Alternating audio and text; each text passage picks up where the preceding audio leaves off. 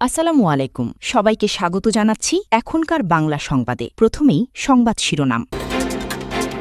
শুরুতেই জানিয়ে দিব, সৌদি আরবে আরামকোর হেলিকপ্টার বিধ্বস্ত, সব আরোহীর মৃত্যু। এরপর জানিয়ে দিব, ভয়াবহ বিমান দুর্ঘটনায় ফ্রান্সে 11 জনের মৃত্যু। তারপর জানিয়ে দিব, আবার যুদ্ধ শুরু হলে ইরানের অস্তিত্ব থাকবে না, ট্রাম্প। সবশেষে জানিয়ে দিব, ইরানের হামলার নিন্দা কুয়েতের। এতক্ষণ শুনছিলেন সংবাদ শিরোনাম, এখন বিস্তারিত। তার আগে আপনি যদি ইরানের পক্ষে থাকেন তাহলে ভিডিওটি লাইক করে চ্যানেলটি সাবস্ক্রাইব করে কমেন্টে লিখুন স্ট্যান্ড উইথ ইরান। সৌদি আরবে আরামকোর হেলিকপ্টার বিধ্বস্ত, সব আরোহীর মৃত্যু। সৌদি আরবের রাশ তানুরাই তেল কোম্পানি সৌদি আরামকোর একটি হেলিকপ্টার বিধ্বস্ত হয়ে আরোহী 14 জনের সবাই নিহত হয়েছেন। দেশটির জ্বালানি মন্ত্রণালয়ের একজন কর্মকর্তার বরাত দিয়ে আজ রোববার 28 জুন সৌদির রাষ্ট্রীয় গণমাধ্যম এ তথ্য নিশ্চিত করেছে। রাষ্ট্রীয় সংবাদ সংস্থা এসপিএ জানিয়েছে, আজ রোববার স্থানীয় সময় সকাল 6টার দিকে গ্রিনিচ মান সময় 3টা এই দুর্ঘটনা ঘটে। হেলিকপ্টারটিতে থাকা 14 জন আরোহীর সবাই সৌদি নাগরিক ছিলেন। দুর্ঘটনার কারণ অনুসন্ধানে ইতোমধ্যে তদন্ত শুরু হয়েছে। একই সঙ্গে নিহতদের পরিবারের প্রতি গভীর সমবেদনা জানিয়েছে সংশ্লিষ্ট কর্তৃপক্ষ। উল্লেখ্য, যুক্তরাষ্ট্র ও ইসরায়েলের সঙ্গে ইরানের চলমান যুদ্ধের কারণে পারস্য উপসাগরের রাশ তানুরাই টার্মিনালে সৌদি আরামকোর অপরিশোধিত তেল লোডিংয়ের কার্যক্রম প্রায় 4 মাস বন্ধ ছিল।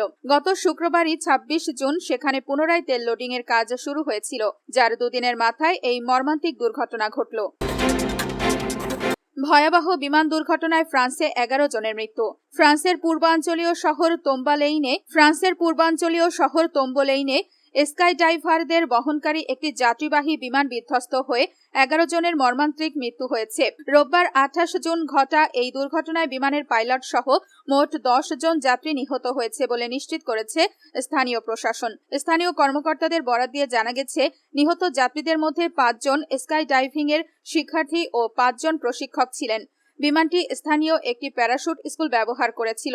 এটি মেউর এর মোজেল বিভাগের নান্সি এসে বিমানবন্দর থেকে উড্ডয়ন করার পরপরই বিধ্বস্ত হয় বলে জানিয়েছে স্থানীয় সংবাদ মাধ্যমগুলো। ভয়াবহ এই দুর্ঘটনার পর পুলিশ ও স্থানীয় প্রশাসন সাধারণ মানুষকে বিমানবন্দরের আশেপাশের এলাকা এড়িয়ে চলার অনুরোধ জানিয়েছে। উদ্ধার কাজ ও দুর্ঘটনার কারণ অনুসন্ধানে তদন্ত শুরু হয়েছে। আবার যুদ্ধ শুরু হলে ইরানের অস্তিত্ব থাকবে না, ট্রাম্প। মার্কিন প্রেসিডেন্ট ডোনাল্ড ট্রাম্প হুমকি দিয়ে বলেছেন, আবার যুদ্ধ শুরু হলে ইরানে অস্তিত্ব থাকবে না। শনিবার 27 জুন নিজের সামাজিক যোগাযোগ মাধ্যম ট্রুথ সোশ্যালে এক পোস্টে এই হুমকি দেন মার্কিন প্রেসিডেন্ট। খবর আল আরাবিয়ার পোস্টে ট্রাম্প অভিযোগ করেন, ইরান যুদ্ধবিরতি চুক্তি লঙ্ঘন করেছে। তিনি লেখেন, যুদ্ধবিরতি চুক্তি আবারও ভঙ্গ করায় যুক্তরাষ্ট্রের বিমান ইরানের ক্ষেপণাস্ত্র ও ড্রোনের গুদাম এবং উপকূলীয় রাডার স্থাপনায় হামলা চালিয়েছে। ট্রাম্প আরও বলেন, এমন সময় আসতে পারে যখন আমরা আর সংযম দেখাতে পারব না। তখন আমরা যে সামরিক অভিযান সফলভাবে শুরু করেছি তা শেষ করতে বাধ্য হব। যদি এমনটি হয় তাহলে ইসলামী প্রজাতন্ত্র ইরানের আর কোনো অস্তিত্ব থাকবে না।